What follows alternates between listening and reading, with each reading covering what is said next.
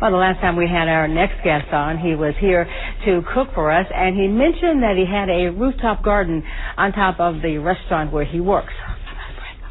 Now, that piqued our interest, so we checked it out and invited him back to cook for us this morning. And this is Chef Chris Jackson, and he is starting to get the freshest produce because all he has to do is just go up to the top of the restaurant and take a little bit of this and a little bit of that from all the plants he has outside. Now, the restaurant is Six Penn Kitchen. It's at the corner of 6th and Penn in downtown Pittsburgh. We want to welcome you here today. How are you? I'm doing great. Thanks for having me back. Sure. What are you making for us today? All looks so great. It does. This is all from the garden. I'm actually going to do a nice gazpacho with all the fresh vegetables and tomatoes from the garden.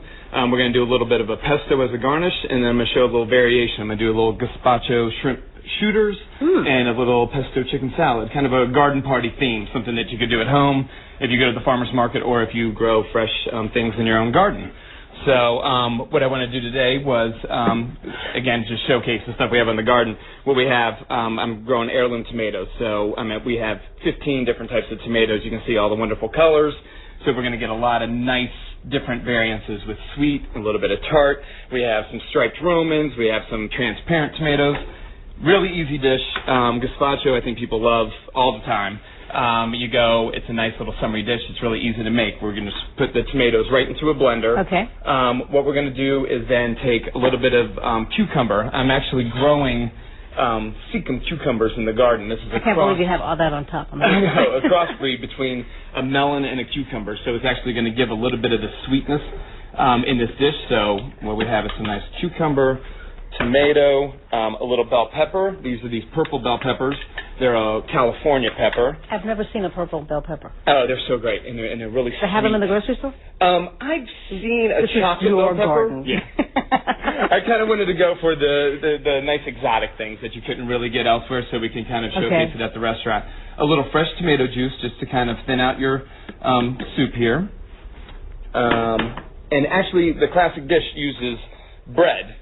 So if you have, the night before you had bread or something like that, it will actually thicken the dish up. Okay. Yeah, and you can use nuts also. That's another variation of the dish.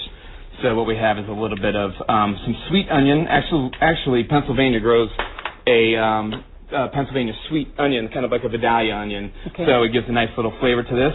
Nice raw. So everything you're putting in that blender, you grew.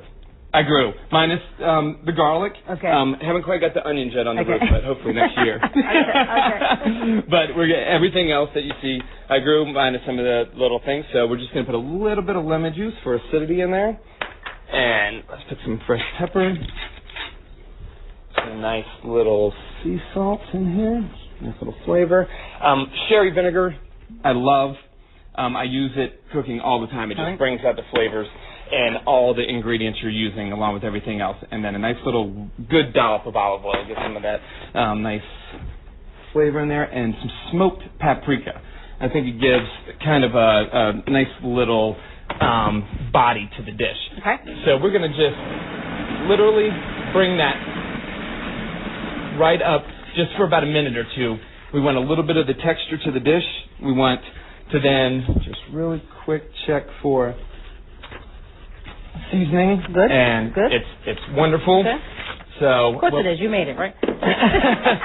So what I wanted to show with that today was an actual nice garnish that's we're gonna use in the chicken salad, which is just a general pesto. I think a lot of people grow basil. It's usually a common herb. I'm doing about 4 different or 5 different types.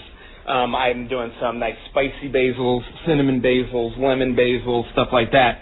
And a really easy way to do this is literally just rip the basil. You can get a little bit of the stem in there. It has a lot of flavor. Okay. Yeah, it's fine. So you just want to, if you have a mini chop food processor or anything like that, really easy way to just make this dish. So we're going to put... So you're good. He's fast. He's good. He keeps talking and just moving on. I'm going to make sure that we get to the little final variant products here. So we're going to have some nice fresh basil in there.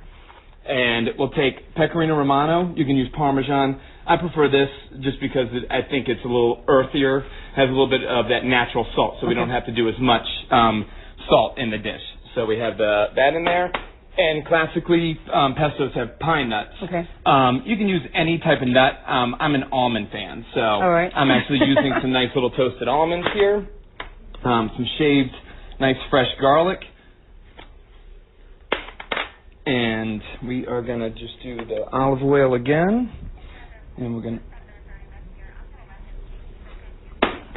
and then we put this top on. We're going to grind this up. And if you need a little bit more oil, which looks like we might, we can just kind of scrape down the sides. Okay. All right. Does this make me your sous chef? It does.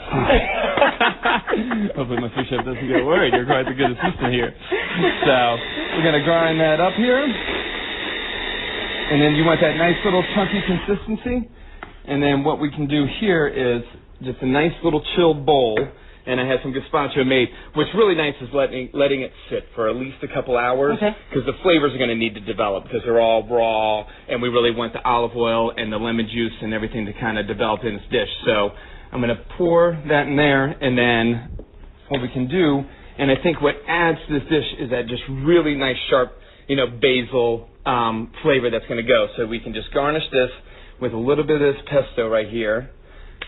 And then you can also, you can even still put just a little dollop of olive oil on top. Okay. And you have a nice little soup that hails from southern Spain. It's fresh. It's local ingredients. You can get at the farmer's market, at the store, anything.